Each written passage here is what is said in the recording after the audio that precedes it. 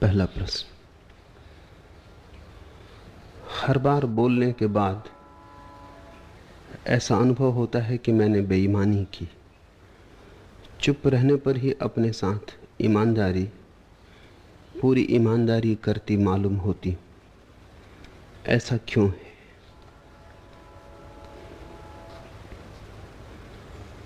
शुभ लक्षण है, चिंता की कोई बात नहीं। बोलते ही दूसरा महत्वपूर्ण हो जाता है। बोलते ही मन वही बोलने लगता है जो दूसरे को प्रीतिकर हो।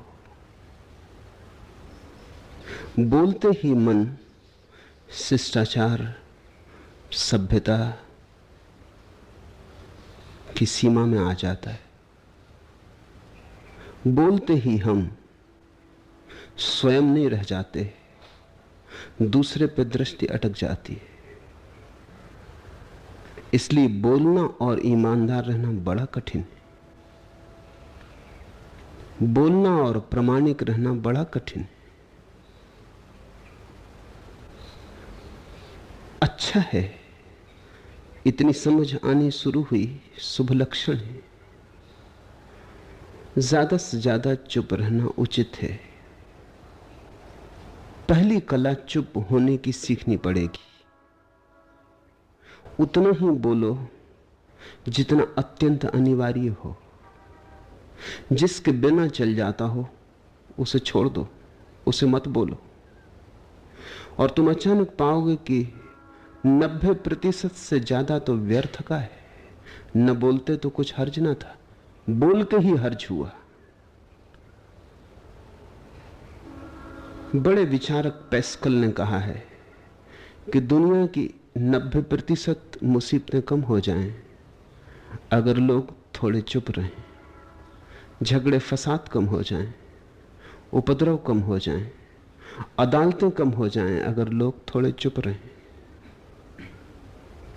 जमीन का बहुत सा उपद्रव बोलने के कारण, बोले कि फंसे। बोलने से एक सिलसिला शुरू होता है। सारी बात मौन सीखने की है। मौन प्रामाणिक होगा, क्योंकि मौन में दूसरे की मौजूदगी नहीं है। झूठे होने की कोई जरूरत नहीं है। बोलने में झूठ बोला जाता है, मौन में झूठ का क्या सवाल है?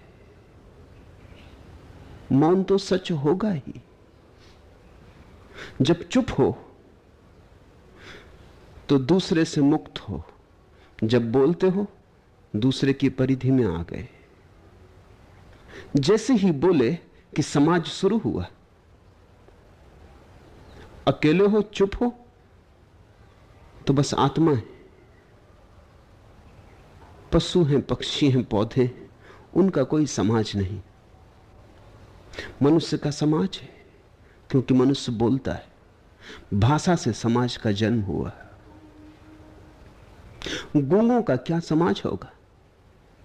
और अगर होगा तो वो भी किसी ढंग के बोलने पर निर्भर होगा, इशारों पर निर्भर होगा।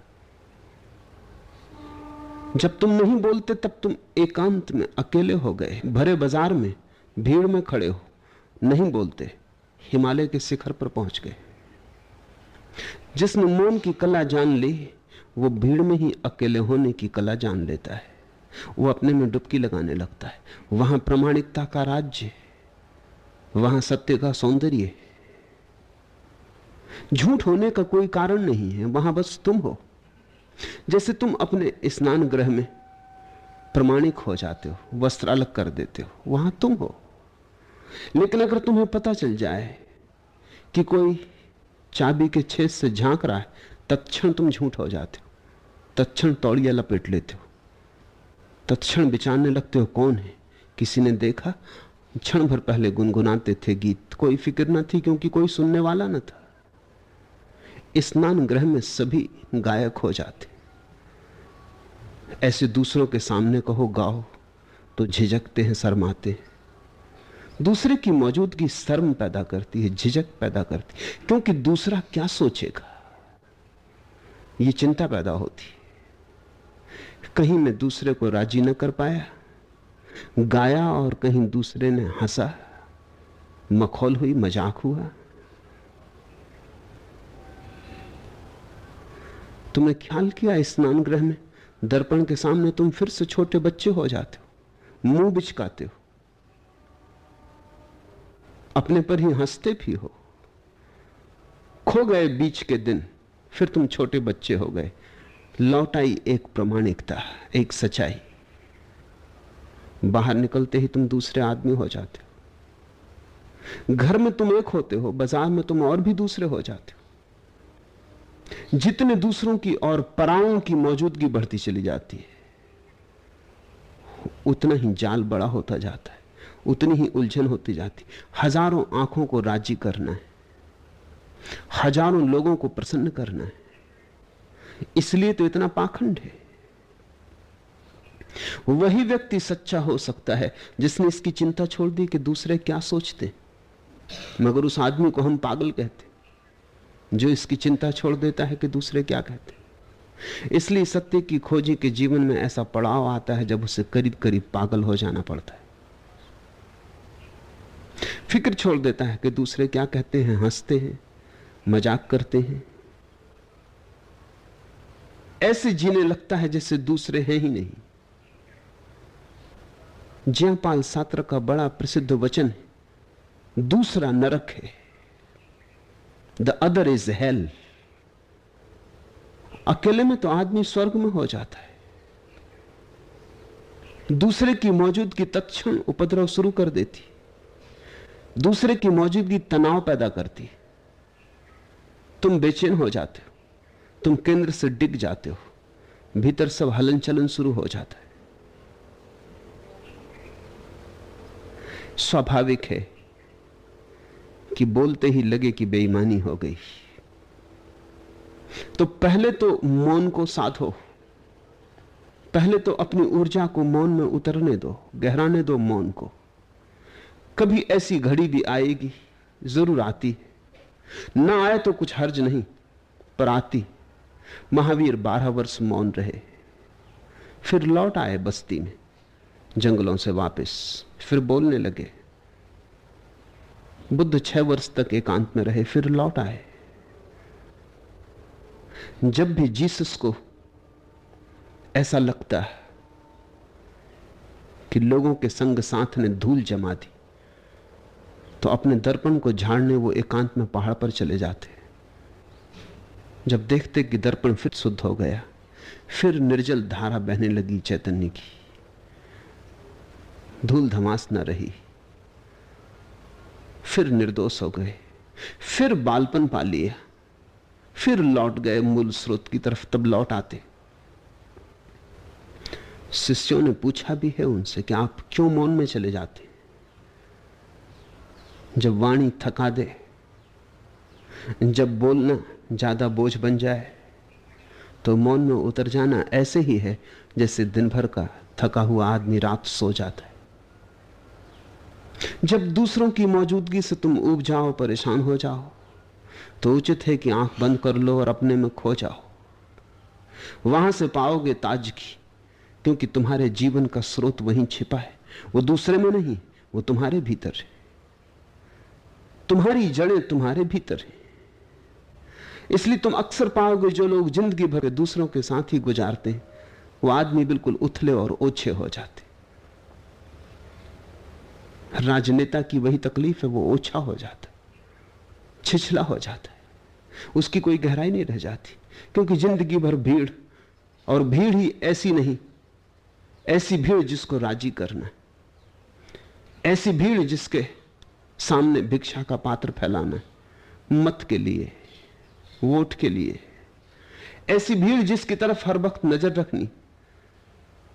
कहते हैं कि राजनेता अपने अनुयायियों का भी अनुयायी होता है, क्योंकि वो देखता रहता है कि लोग कहां जाना चाहते, पीछे लौट लौट कर देखता रहता है कि लोग कहां जाना चाहते, जहां लोग जाना चाहते हैं उसी तरफ वो चल पड़ता है।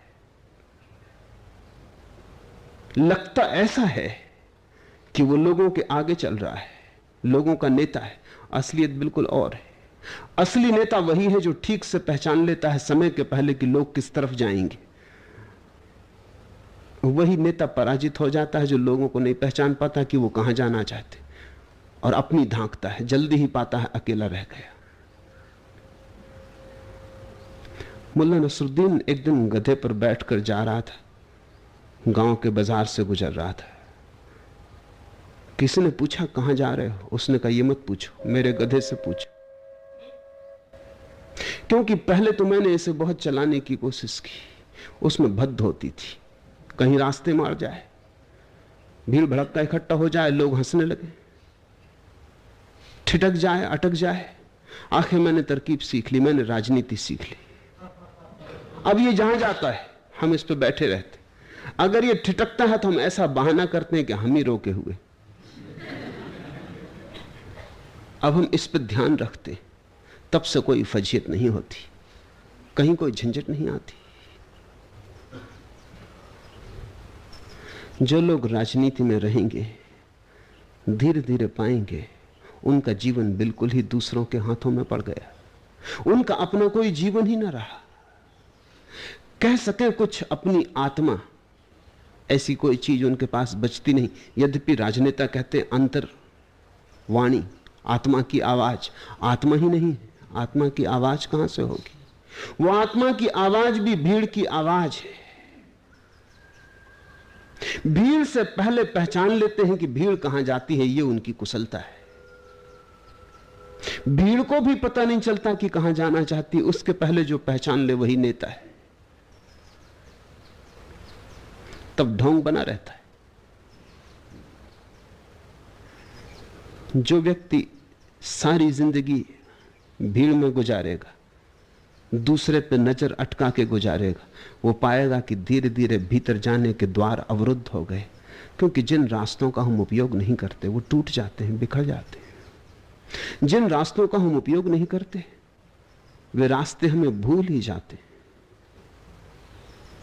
उनके नक्शे हमें याद नहीं रह जाते। और जिसने दूसरे को ही राजी करने में सारी जिंदगी का रस जाना, वो परिधि पर जीता है। जैसे तुम पड़ोसी को राजी करने के लिए हमेशा अपने मकान की चार दीवारी के पास खड़े होकर उससे बातें करते रहो, ठीक ऐसा ही जब तुम दूसरे को राजी करने में लगे हो तब अपने से बाहर रहना पड़ता है। मौन तुम्हें अपने भीतर लाएगा, अपने भीतर आओ, वही परम राज्य है जीवन का, वही स्रोत है अनंत, वहीं से जन्म हुआ है, वहीं मौत में डूब जाओगे, वहीं से सूर्य उगा है, वहीं अस्त होगा। उसमें बार बार डुबकी लो, जब भी तुम डुबकी लगा के लौटोगे वहां से तुम पाओगे फिर ताजे हुए, फिर जीवन की नई संपदा मिली, फिर नई शक्ति का आविर्भाव हुआ। थकान गई, उदासी गई, चिंता गई। जैसे कोई स्नान करके लौटता है तो शरीर शीतल हो जाता है, शांत हो जाता है। ऐसे ही जब कोई भीतर से होकर वापस आता है, मौन में स्नान करके लौटता है, तो समस्त अस्तित्व, समस्त व्यक्तित्व शांत और मौन हो जाता है, आनंदित हो जाता है। तुमने फिर से रस पा लिया, वृक्ष को फिर पानी मिल गया, जड़ों को फिर भूमि मिल गई, सब फिर हरा हो गया, फिर से आ गया बसंत। गहरी नींद से यही तो लाभ होता है। दुनिया के सभी चिकित्सा शास्त्र कहते हैं अगर कोई बीमार हो तो इलाज के पहले, किसी भी इलाज के पहले बड़े से बड़ा इलाज है कि उसे नींद आ जाए। बीमार अगर सो न सके तो फिर कोई औषधि काम नहीं करती। औषधि तो ऊपरी सहारे, असली औषधि तो भीतर है। अपने में डुबकी लग जाए, अपने जीवन स्रोत से फिर संबंध जुड़ जाए। गहरी नींद में वही घटता है। गहरी नींद का अर्थ है जहां स्वप्न भी ना हो, क्योंकि स्वप्न में भी दूसरों की छाया मौजूद रहती। तुम स्वप्न में भी स्वयं नहीं हो पाते, वहां भी झूठ हो जाता है। फ्रायड ने कहा है कि आदमी स्वप्न में भी झूठ बोलता है। हमारा झूठ इतना गहरा हो गया है कि स्वप्न में जहां कोई भी नहीं है वहां भी हम झूठ बोलते हैं। फ्रायड ने कहा है, अगर किसी व्यक्ति के मन में अपने पिता को मार डालने की आकांक्षा हो, जरूरी नहीं कि वो मार ही डालना चाहता हो, लेकिन क्रोध में ऐसी आकांक्षा हो, तो वो सपना देखेगा कि उसने अपने काका को मार डाला। पिता को न मारेगा सपने में, सपने में भी काका मिलते जुलते पिता से थोड़े, उन्हें मार डालेगा।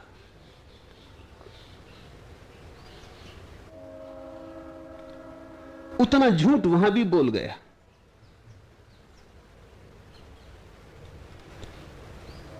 तुम अपने स्वप्न में भी सच नहीं हो, क्योंकि दूसरा तो मौजूद नहीं, लेकिन दूसरे की छाया मौजूद है। दूसरे की छाया भी तो दूसरे की छाया है। तो जब स्वप्न भी नहीं होते तब सुसुप्ति, और सुसुप्ति बड़ी प्राणदायी है।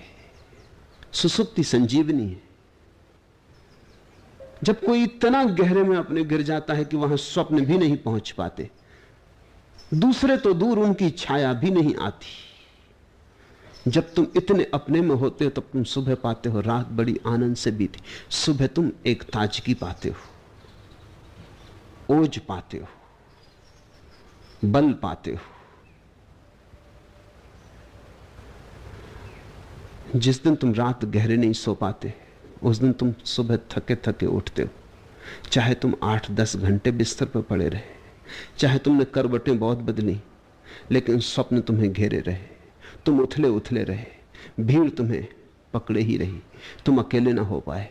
नींद में भी तुम मौन ना हो पाए। नींद में मौन हो जाने का अर्थ सुसुप्ति है। जैसे गहरी नींद तुम्हें ताजा कर जाती, उससे भी ताजा तुम्हें मौन करेगा, क्योंकि गहरी नींद में तुम बेहोश होते हो। मौन में तुम गहरी नींद में होोगे और होश में होोगे। पतंजलि ने समाधि की यही परिभाषा की। समाधि का अर्थ है सुसुप्ति धन होश।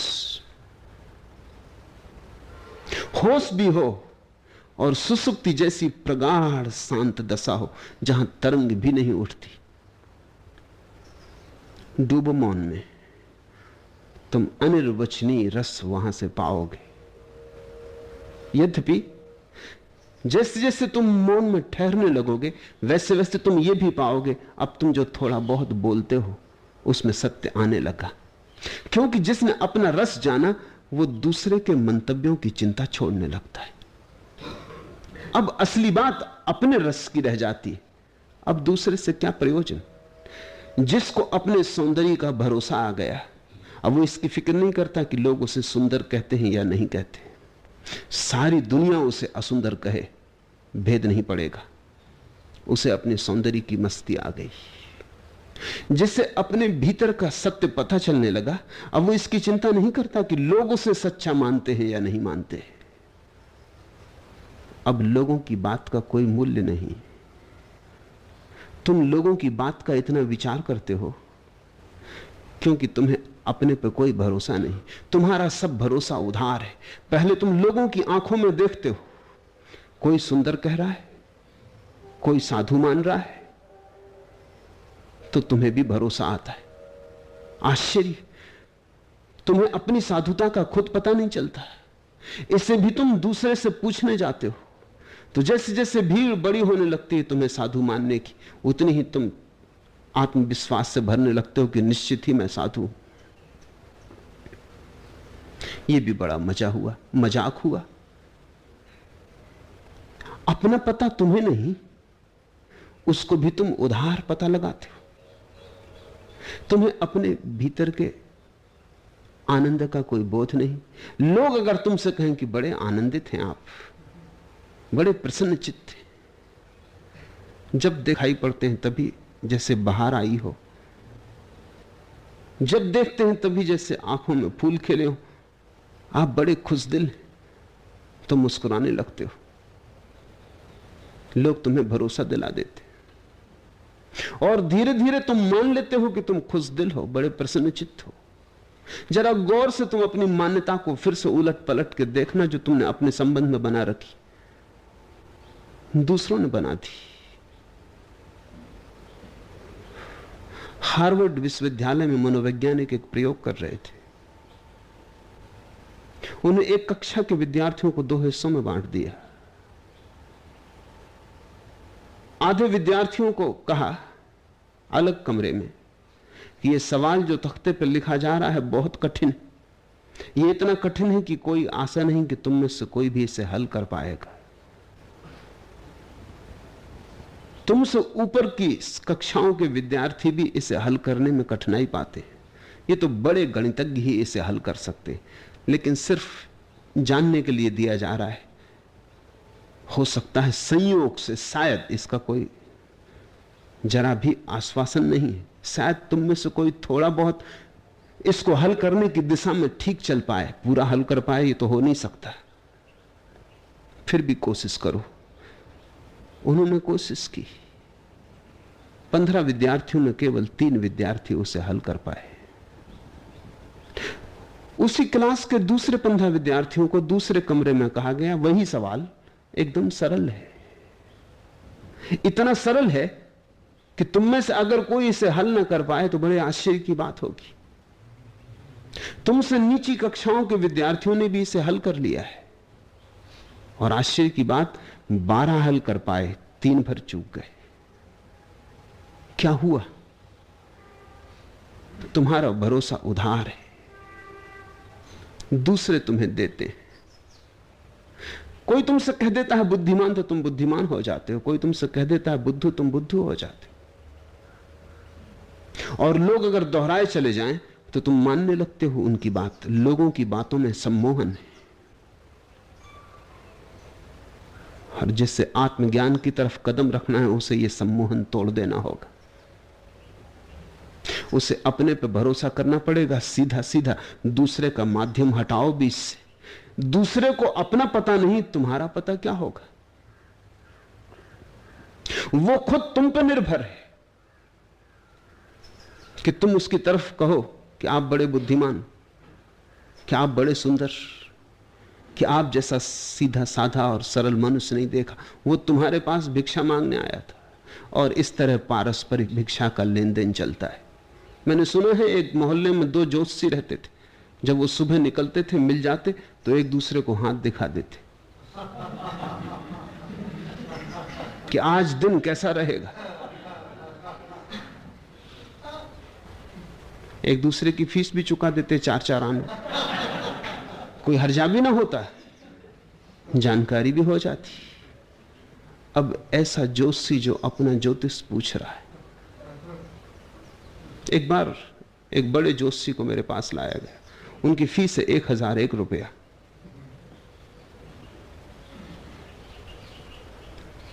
उन्होंने कहा कि 1001 रुपया मेरी फीस है। मैंने कहा कोई हर्ज नहीं, हाथ तो देखे।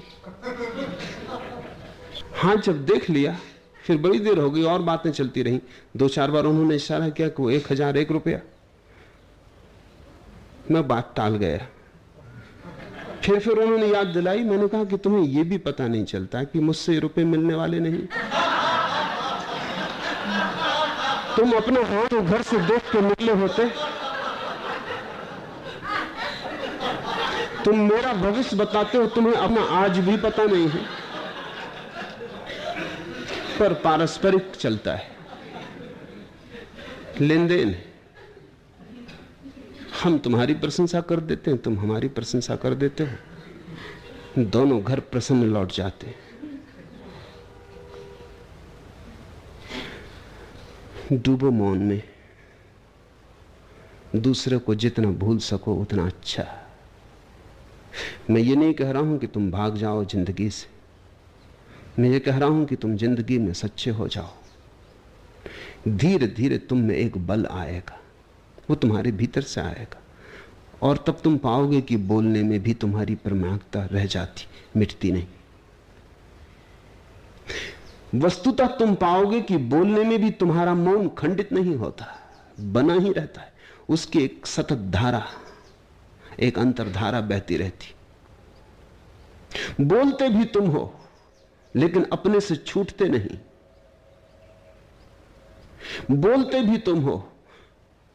शब्द का उपयोग भी करते हो, लेकिन तुम्हारे निशब्द को शब्द खंडित नहीं कर पाता। शब्द बड़ा कमजोर है, निशब्द को कैसे खंडित करेगा? बादल आते हैं जाते हैं, आकाश कहीं मैला होता है? कितने बादल आए और गए न होंगे इस आकाश के समक्ष अनंत काल से। आकाश पर रेखा भी तो नहीं छूट जाती। ऐसा ही निशब्द का आकाश है, मौन का आकाश है, शून्य का भीतर आकाश है। उस पर कोई फर्क नहीं पड़ता विचारों से। विचार क्या फर्क लाएंगे? रेखा भी नहीं खींचती, लेकिन उसका तुम्हें पता हो तब। एक बार मौन में स्थिर हो जाओ, फिर तुम्हारी वाणी में भी एक सुगंध आ जाएगी। एक बार मौन में उतर जाओ, फिर तुम्हारी वाणी भी नई गहराइयां ले लेगी। फिर तुम्हारी वाणी में भी एक विशालता आ जाएगी। तुम बोलोगे भी तो दूसरे पर ध्यान रखकर न बोलोगे, तुम बोलोगे अपने भीतर की आवाज से। तुम्हारा बोलना संगीतपूर्ण होगा, तुम्हारा बोलना सत्य होगा, तुम्हारा बोलना तुम्हारे पूरे व्यक्तित्व की सुगंध से ओतप्रोत होगा। तुम बोलोगे तो दूसरों पर भी शीतलता छा जाएगी। तुम बोलोगे भी तो दूसरों पर तुम्हारे निशब्द की धुन बजने लगेगी। तुम्हारा मौन उन्हें छुएगा। इस देश में हमने यह नियम समझा था कि केवल वही बोले जिसने मौन के तल छू लिए हों, बाकी चुप रहे। इसलिए बुद्ध बोलते हैं ठीक। बुद्ध का बोलना सार्थक। अभी बड़े मजे की बात है, ये बड़ा विरोधाभास है। जिसने न बोलना सीख लिया वही बोलने का हकदार है। जिसने चुप होना जाना वही पात्र है कि अगर बोले तो सौभाग्य। जिसने चुप होना सीख लिया उसको चुप हमने नहीं रहने दिया। कहते हैं बुद्ध को जब ज्ञान हुआ तो वो 7 दिन चुप रह गए। चुप्पी इतनी मधुर थी, ऐसी रसपूर्ण थी, ऐसा रोआ रोआ उसमें नहाया सरोबोर था। बोलने की इच्छा ही न जगी, बोलने का भाव ही पैदा न हुआ। कहते हैं देवलोक थरथराने लगा। कहानी बड़ी मधुर है। अगर कहीं देवलोक होगा तो जरूर थरथराया होगा। कहते हैं ब्रह्मा स्वयं घबरा गया, क्योंकि कल्प बीत जाते हैं, हजारों हजारों वर्ष बीतते, तब कोई व्यक्ति बुद्धत्व को उपलब्ध होता है। ऐसे शिखर पर कोई हजारों वर्षों में पहुंचता है, और अगर उस शिखर से आवाज न दे, उस शिखर से अगर बुलावा न दे, तो जो नीचे अंधेरी घाटियों में भटकते लोग हैं उन्हें तो शिखर की खबर भी न मिलेगी। वो तो आंख उठा के देख भी ना सकेंगे। उनकी गर्दनें तो बड़ी बोझिल है। वस्तुतः वो चलते नहीं, सरकते, रेंगते। आवाज बुद्ध को देनी ही पड़ेगी, बुद्ध को राजी करना ही पड़ेगा। जो भी मौन का मालिक हो गया उसे बोलने के लिए मजबूर करना ही पड़ेगा। कहते हैं ब्रह्मा सभी देवताओं के साथ बुद्ध के सामने मौजूद हुआ। वो उनके चरणों में झुके। हमने देवत्व से ऊपर रखा है बुद्धत्व को। सारे संसार में ऐसा नहीं हुआ।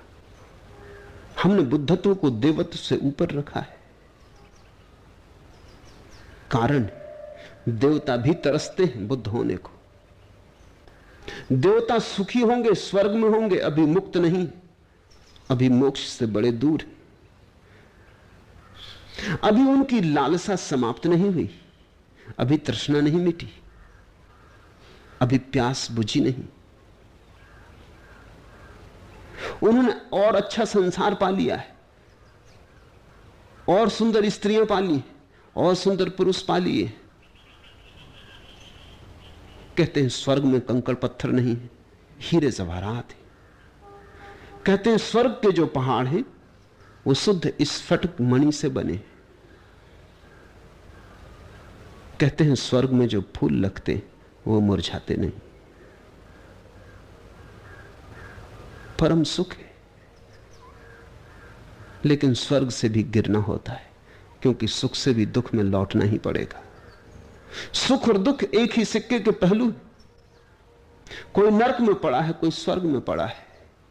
जो नरक में पड़ा है वो नरक से बचना चाहता है, जो स्वर्ग में पड़ा है वो स्वर्ग को पकड़े रखना चाहता है। दोनों चिंतातुर हैं, दोनों पीड़ित और परेशान हैं। जो स्वर्ग में पड़ा है वो भी किसी लोभ के कारण वहां पहुंचा है, जो नरक में पड़ा है वो भी किसी लोभ के कारण वहां पहुंचा है। एक ने अपने लोभ के कारण पाप किए होंगे, एक ने अपने लोभ के कारण पुण्य किए। लोभ में फर्क नहीं। बुद्धत्व के चरणों में ब्रह्मा झुका और उसने कहा कि आप बोलें। आप न बोलेंगे तो महादुर्घटना हो जाएगी, और एक बार यह सिलसिला हो गया तो आप परंपरा बिगाड़ देंगे। बुद्ध सदा बोलते रहे, उन्हें बोलना ही चाहिए। जो न बोलने की क्षमता को पा गए हैं उनके बोलने में कुछ अंधों को मिल सकता है, अंधेरे में भटकनों को मिल सकता है। आप चुप न हो, आप बोलें। किसी तरह बमुश्किल राजी किया। कहानी का अर्थ इतना ही है कि जब तुम मौन हो जाते हो तो अस्तित्व भी प्रार्थना करता है कि बोलो। वृक्ष और पत्थर पहाड़ भी प्रार्थना करते हैं कि बोलो। करुणा को जगाते हैं तुम्हारी कि बोलो। तुम जहां पहुंच गए हो वहां और भी बहुत पहुंचना चाहते हैं। उन्हें रास्ते का कोई भी पता नहीं, उन्हें मार्ग का कोई भी पता नहीं, अंधेरे में टटोलते हैं। उन पर करुणा करो, बोलो। तुम भी कल उनके साथ थे, इतने जल्दी भूल मत जाओ, विस्मरण मत करो, पीछे लौट कर देखो। साधारण आदमी वासना से बोलता है, बुद्ध पुरुष करुणा से बोलते हैं। साधारण आदमी इसलिए बोलता है कि बोलने से शायद कुछ मिल जाए, बुद्ध पुरुष इसलिए बोलते हैं कि शायद बोलने से कुछ बट जाए। बुद्ध पुरुष इसलिए बोलते हैं कि तुम भी साझीदार हो जाओ उनके परम अनुभव में, पर पहले शर्त पूरी करनी पड़ती है मौन हो जाने की, शून्य हो जाने की। जब ध्यान बोलता है, जब ध्यान की वीणा पर संगीत उठता है, जब मौन मुखर होता है, तब शास्त्र निर्मित होते। जिनको हमने शास्त्र कहा है वे ऐसे लोगों की वाणी है जो वाणी के पार चले गए थे, और जब भी कभी कोई वाणी के पार गया है उसकी वाणी शास्त्र हो जाती है, आप्त हो जाती है, उससे वेदों का पुनः जन्म होने लगता है। तो पहले तो मौन को साधो, मौन में उतरो, फिर जल्दी ही वो घड़ी भी आएगी, वो मकाम भी आएगा जहां तुम्हारे शून्य से वाणी उठेगी। तब उसमें प्रामाणिकता होगी, सत्य होगा, क्योंकि तब तुम दूसरे के भय के कारण न बोलोगे, तुम दूसरों से कुछ मांगने के लिए न बोलोगे, तब तुम देने के लिए बोलते हो। भय कैसा? कोई ले तो ठीक, कोई ना ले तो ठीक, ले ले तो उसका सौभाग्य, ना ले तो उसका दुर्भाग्य। तुम्हारा क्या है? तुमने बांट दिया, जो तुमने पाया तुम बांटते गए। तुम पर यह लांछन ना रहेगा कि तुम कृपण थे, जब पाया तो छिपा के बैठ गए।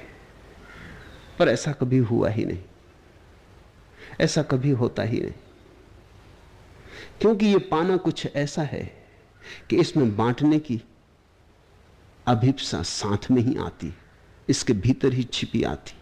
जैसे फूल जब खिलता है तो उस खिलने में ही गंध का बटना भी छिपा होता है। कोई फूल ये चाहे कि खिल तो जाऊं और बटूं ना, तो असंभव होगा। इसलिए ब्रह्मा आए या नहीं इससे कोई फर्क नहीं पड़ता। ये कहानी है, बुद्ध को बोलना ही पड़ेगा। जब फूल खिलता है सुगंध को बिखरना ही पड़ेगा। जब दिया जलता है तो किरणें बरसेंगी ही चारों तरफ। कोई ब्रह्मा की जरूरत नहीं कि दिए से प्रार्थना करे। कहानी तो प्रतीक है, मधुर प्रतीक है। पहले मौन, फिर वाणी में सत्य का अवतरण। शुभ है, प्रारंभ है, घबरा मत जाना, डरना मत, पाखंड टूटने की घड़ी करीब आ रही। इब्तिदा से आज तक नातिक की है ए सरगुजस्त, पहले चुप था फिर दीवाना हुआ अब बेहोश है। ये 3 घड़ियां आती,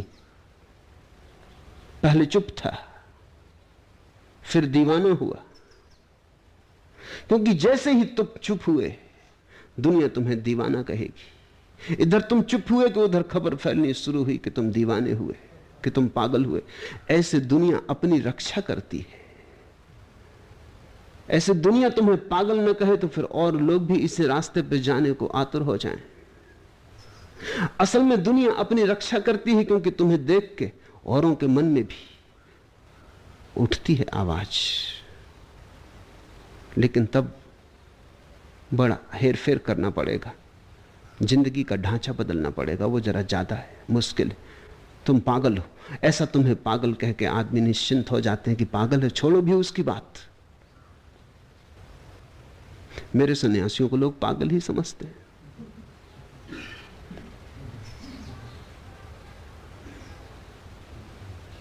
पागल हैं, उनकी बात ही मत सुनो।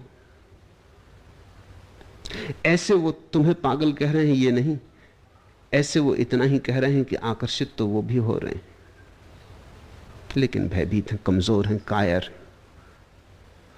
तुम्हें पागल कह के वो अपने को बचाने की कोशिश कर रहे हैं।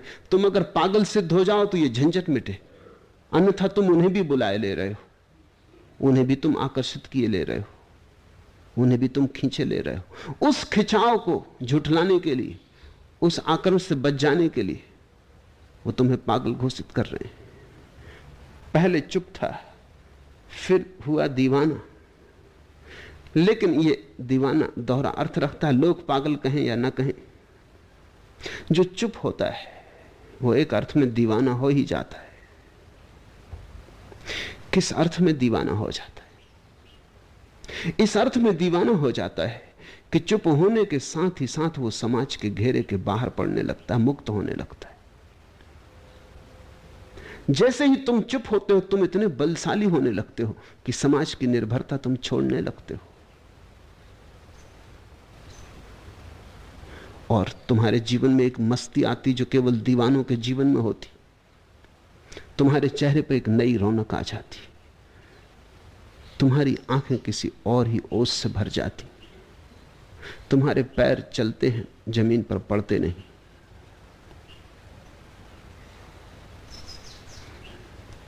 जैसे तुम हर हमेश किसी नशे से भरे हो। आज की सुबह मेरे कुफ्र,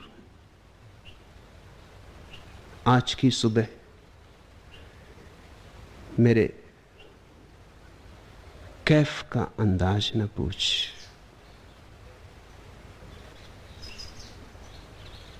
दिले वीरा में अजब की अंजुमन आराई है। मत पूछ मेरी मस्ती का हिसाब, उजड़े हुए हृदय में कोई अजीब महोत्सव हुआ है, कोई नई धुन बजी है। दीवाने तो तुम हो ही जाओगे, पागल तो तुम मालूम होने ही लगोगे। पर यह पागलपन चुनने जैसा है, यह पागलपन करने जैसा है। तुम्हारी सारी होशियारियां भी इकट्ठी होकर इस पागलपन के एक कतरे का भी मुकाबला नहीं कर सकती। तुम्हारी बुद्धिमत्ता 2 कौड़ी की है, क्योंकि जिसने पागल होना जाना उसने ही परमात्मा का होना भी जाना।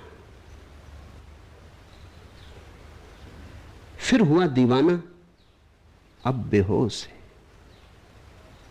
और फिर तीसरी घड़ी भी आती, जब तुम नहीं रहते, तुम बचते ही नहीं, उसी घड़ी को बेहोश कहते। बेहोशी का मतलब ये नहीं कि तुम्हारा होश खो जाता है, बेहोशी का मतलब कि तुम खो जाते हो। होश तो पूरा हो जाता है।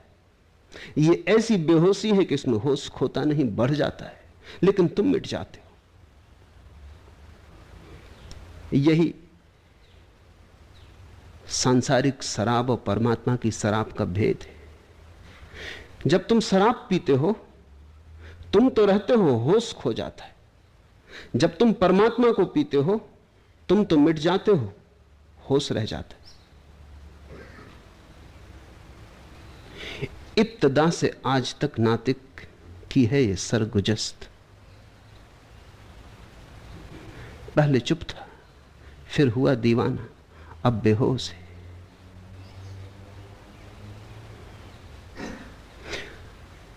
घबराना मत,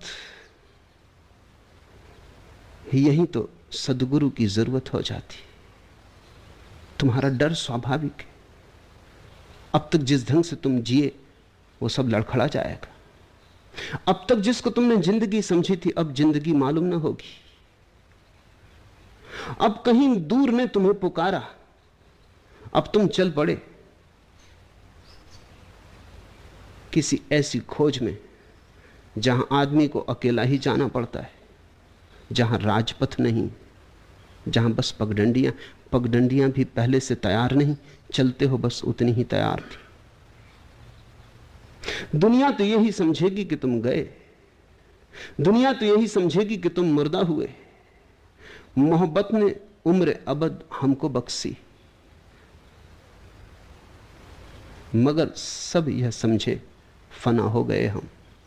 लोग यही समझे कि मर गया ये आदमी, पहले समझेंगे पागल, फिर समझेंगे मृत। लोग भूल ही जाएंगे तुम्हें कि तुम हो भी, ऐसा किनारा काट के निकल जाएंगे। दुनिया यही समझेगी ये आदमी समाप्त हुआ, लेकिन तुम्हारे भीतर जो घटा है वो तुम ही जानते हो। तुम्हारे भीतर जो मेघ मल्हार जगी वो तुम ही जानते हो। तुम्हारे भीतर आषाढ़ के मेघों को देखकर जो मोर नाचने लगे वो तुम ही जानते हो। तुम्हारे भीतर तो अमृत बरसा है, मृत्यु समाप्त हुई है, लेकिन लोगों के लिए तुम लगोगे कि मृतक हो गए। मौन से शुरुआत होती, उस शुरुआत में डर लगेगा, भय लगेगा, भाग जाने का मन होगा, लौट लौट के लोगों से बात करने का मन होगा, किसी तरह अपने को उलझा लेने का मन होगा, क्योंकि भय लगेगा ये भीतर कहां मैं जा रहा हूं। क्योंकि जो तुम्हारी गहराई है भीतर वो तुमसे भी गहरी है, वो तुमसे पार है। उस गहराई में उतरते वक्त मौत रास्ते में पड़ेगी, ऐसा लगेगा कि मरे गए। ध्यान में मृत्यु घटती, ध्यान सूली है, लेकिन सूली के बिना सिंहासन नहीं। ध्यान में जो मरता है वही परमात्मा में जगता है। संसार से तो तुम मृतवत हो जाते हो और परमात्मा तुम में जीवंत हो जाता है। मरने की तैयारी रखना, क्योंकि वही साधना है, और मरकर ही मिलता है महाजीवन। सुबह घड़ी, घबराना मत, संभालना इस घड़ी को, टूट ना जाए, फूट ना जाए, बिखर ना जाए। बड़े सौभाग्य से आती, बड़े मुश्किल से आती, सैकड़ों कोशिश करते हैं किसी एकाध को आती। धन्य भागी मानना अपने को और परमात्मा के प्रति अनुग्रह का भाव रखना कि इतनी समझ दी है, द्वार खुलने लगा, बहुत कुछ और होगा। पहले चुप था, फिर हुआ दीवाना, अब बेहोश है। दूसरा प्रश्न, ऐसा क्यों है कि सभी बुद्ध पुरुष बोध और जागरण का केंद्रीय संपरिवर्तन का उपदेश देते हैं और उनके स्थापित धर्म आचरण और कर्मकांड में सिकुड़ कर रह जाते हैं? क्या सभी संगठित धर्म समाज के ही हिस्से नहीं? ऐसा होता है, अब तक हुआ है, आगे भी होता रहेगा। क्योंकि जब कोई बुद्ध पुरुष बोलता है तो वो जहां से बोलता है वहां तुम तो समझ नहीं सकते। उसे समझने के लिए तो तुम्हें भी बुद्ध पुरुष हो जाना पड़ेगा, और तब तो समझने की कोई जरूरत ही ना रहेगी। तुम ही जान लोगे तो फिर समझने की जरूरत क्या है? जरूरत तो तभी तक है जब तक तुम्हारा अपना कोई स्वाद नहीं, अपना कोई अनुभव नहीं। और जब बुद्ध पुरुष बोलते तो वे कहीं शिखर से बोल रहे हैं, तुम अपनी घाटियों से, अंधेरी वादियों से सुनते हो। तुम्हारा अंधेरा तुम्हारे श्रवण में सम्मिलित हो जाता है। तुम्हारा अंधेरा तुम जो सुनते हो उसकी व्याख्या करने लगता है। तुम्हारा अंधेरा तुम जो सुनते हो वही नहीं सुनते, कुछ और तुम्हें सुना देता है। बुद्ध कुछ बोलते, तुम कुछ और सुनते हो। ऐसा मुझे रोज ही अनुभव आता है। लोग मेरे पास ही आ जाते हैं, वो कहते हैं आपने ऐसा कहा था। मैंने कभी कहा नहीं, उन्होंने सुना जरूर। उनको मैं झूठ नहीं कह सकता, उन्होंने सुना है। मैंने कहा हो या ना कहा हो। चकित होता हूं कभी कभी कि ये बात तो मैंने कभी कही नहीं। वो मुझे याद दिलवाते, तब मुझे याद आता है कि जरूर ऐसा ही कुछ मैंने कहा था, ऐसा ही कुछ, यही नहीं। उसमें कुछ शब्द उन्होंने जोड़ दिए, कुछ घटा दिए, सारा अर्थ ही बदल गया। एक कामा भी तुम जोड़ दो, अर्थ बदल जाएगा। और एक कामा की क्या बात है, तुम तो पहाड़ जोड़ देते हो। तुम अपना सारा सब कुछ उसमें जोड़ देते हो। तुम सुनते थोड़ी, तुम विचार करते हो। तुम अपना कूड़ा करकट उसमें डाल देते हो। ये सब अनजाने होता है। इसलिए फिर पहले तो बुद्ध पुरुष बोलते हैं किसी ऊंचाई से, सुनते ही घटना कहीं और पहुंच जाती है, हाथ के बाहर हो जाती है। बुद्ध पुरुष भी कुछ कर नहीं सकते इसमें। जान के ही बोलते हैं कि समझा नहीं जाएगा, समझा नहीं जाएगा, ये जान के भी बोलते। पूरा सूरज निकले, एक किरण तो पहुंच जाएगी। किरण भी ना पहुंचे, किरण का नाम तो पहुंच जाएगा। कोई बीजारूपण हो जाएगा। शायद आज काम ना आए, अनंत जन्मों में कभी ठीक समय पर अंकुरित हो उठे। मैं तुमसे जो आज कह रहा हूं वो तुम आज समझोगे, ये जरूरी नहीं। लेकिन अगर तुमने सुन भी लिया, गलत भी सुना, तो भी एक बीजारोपण हुआ। कभी ना कभी उसमें फल आने शुरू होंगे। फिर जब लोग सुनते हैं और लोग ही इकट्ठा करते हैं, लोग ही संग्रहित करते हैं, फिर हजारों साल बीत जाते, उस संग्रह में जुड़ता चला जाता है। अज्ञानियों के हाथ की छाप बुद्ध पुरुषों के वचनों को मैला करती चली जाती। धीरे धीरे हाथ के छापे ही रह जाती। तुम्हारे हस्ताक्षर रह जाते हैं, बुद्ध पुरुषों के हस्ताक्षर बहुत फीके हो खो जाते। इसलिए भारत में एक अनूठी परंपरा रही कि जब फिर कोई बुद्ध पुरुष हो तो अतीत के बुद्ध पुरुषों की वाणी को पुनरुज्जीवित करे, तुम्हारे हस्ताक्षर हटाए, तुमने जो धूल धमास इकट्ठी कर दी चारों तरफ उसे हटाए, दर्पण को फिर निखराए, फिर उघाड़े। थोड़ी ही देर के लिए धर्म शुद्ध रहता है, बड़ी थोड़ी देर के लिए।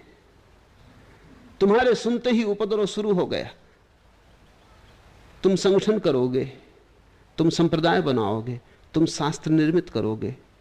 वे शास्त्र, वे संप्रदाय, वे सिद्धांत, वे धर्म तुम्हारे होंगे, बुद्ध पुरुषों के नहीं। बुद्ध पुरुषों का तो बहाना होगा। धीरे धीरे उनका बहाना भी हट जाएगा, लकीरें रह जाएंगी मुर्दा। मैंने सुना एक घर में पहला विवाह हो रहा था।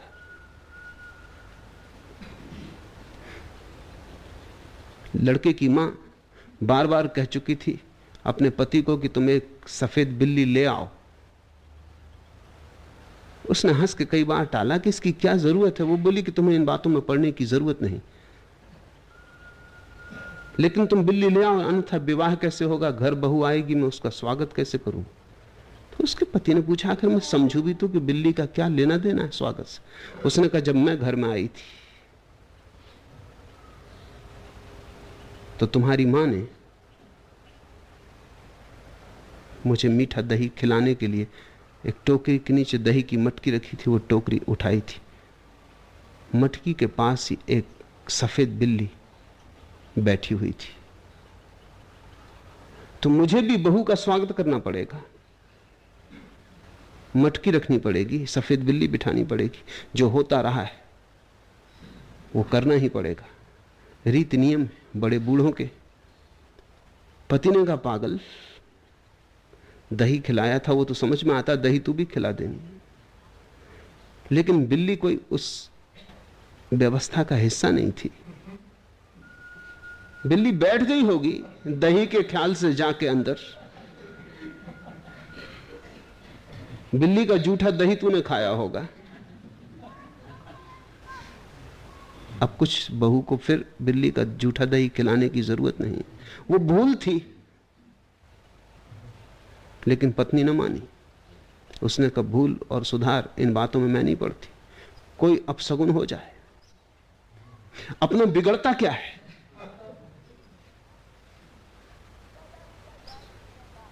लकीरें बनी रह जाती। ऐसा हुआ था, ऐसा किया गया था, ऐसा कहा था। फिर हमारे अर्थ, फिर हमारा अंधापन उनमें जुड़ता है और धर्म अंधविश्वास हो जाता है और सत्य अपने शिखर खो देता है और घाटियों का झूठ हो जाता है। फिर उसी झूठ के आसपास भीड़ें बढ़ती चली जाती। बुद्ध के पास जो लोग पहली दफा पहुंचे थे, अपने बोध से पहुंचे थे, फिर उनके बच्चे पैदा होते। इन बच्चों को न बुद्ध से कुछ लेना है न कुछ देना है। धर्म इनके लिए केवल एक रीत रिवाज होता है। क्योंकि बुद्धों के घर में पैदा हो गए इसलिए बौद्ध, हिंदू घर में पैदा होते हिंदू, मुसलमान घर में पैदा होते मुसलमान। ये संयोग की बात है। ये हिंदू के घर में पैदा होना उतनी ही संयोग की बात है जितनी दही की मटकी के पास सफेद बिल्ली का होना। ये मुसलमान होना ये तुम्हारा कोई चुनाव नहीं, धर्म चुना जाता है। इसे मुझे फिर दोहराने दें। धर्म तभी सत्य होता है जब तुम उसे सजगता से, अपनी परिपूर्ण चेतना से चुनते हो। कोई व्यक्ति जन्म के साथ धर्म का मालिक नहीं हो सकता, और जब तक पृथ्वी पर जन्म के आधार पर धर्म रहेगा तब तक अधर्म रहेगा। मगर मुश्किल, मेरे पास ही लोग आते, पति पत्नी संन्यास ले लेते हैं, अपने छोटे बच्चे को ले आते, कहते इसे भी संन्यास दे दे। ये तो छोड़ें, स्त्रियां मुझसे संन्यास लेती हैं, वो कहते हैं उनको गर्भ है, बच्चा गर्भ में, उसको संन्यास दे दे। मैं कहता हूं कम से कम उसे पैदा तो हो जाने दो, इतनी जल्दी क्या है? उसे भी तो मौका दो, उससे भी तो पूछो, उसे चुनने दो, थोपो मत।